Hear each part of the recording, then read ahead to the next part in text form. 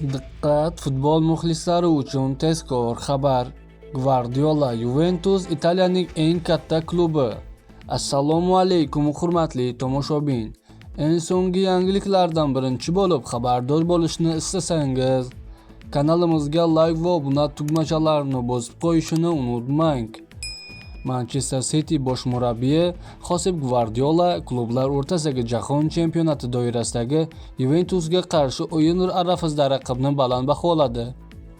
Biz bu mavsumda allaqachon Juventusga qarshi o'ynadik va Turinda mag'lub bo'ldik. Endilikda esa ularda yangi murabbiy bor.